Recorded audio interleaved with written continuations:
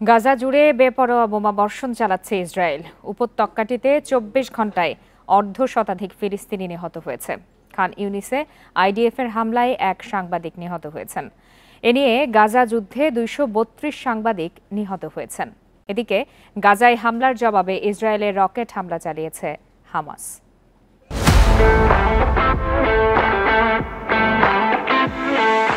বিশ্বের সর্ববৃহৎ উন্মুক্ত কারাগার হিসেবে পরিচিত গাজায় গত ১৮ মার্চ থেকে নতুন করে শুরু হওয়া ইসরায়েলি হামলায় বর্বরতার সর্বোচ্চ মাত্রা দেখছে বিশ্ববাসী। অবরুদ্ধ উপত্যকাটিতে বিরামহীনভাবে চলা আইডিএফের হামলায় প্রতি মুহূর্তে বাড়ছে ফিলিস্তিনি হতাহতের সংখ্যা। যুদ্ধ শুরুর পর থেকে সেখানে মৃতের সংখ্যা ছাড়িয়েছে ৫৫,০০০। ইসরায়েলি হামলা থেকে বাদ যাচ্ছে না ফিলিস্তিনি শিশুরাও। গত ২০ দিনে গাজায় ৪৯০ জন শিশু নিহত হয়েছে বলে জানিয়েছে সেখানকার স্বাস্থ্য মন্ত্রণালয়। যুদ্ধ শুরুর পর থেকে ইসরায়েলি হামলায় নিহত হয়েছে ১৭,৫০০ শিশু। খান ইউনিসের নাসের হাসপাতালের কাছে সাংবাদিকদের আবাসস্থলে বোমা হামলা চালিয়েছে ইসরায়েলি বাহিনী। এতে এক সাংবাদিক নিহত ও বেশ কয়েকজন আহত হন। গাজার দেইর আল বালার ৫টি এলাকা থেকে ফিলিস্তিনিদের সরতে নির্দেশ দিয়েছে ইসরায়েলি বাহিনী। একই সাথে দক্ষিণ গাজার ভেতরে নতুন একটি নিরাপত্তা করিডোর তৈরির ঘোষণা দিয়েছে ইসরায়েল।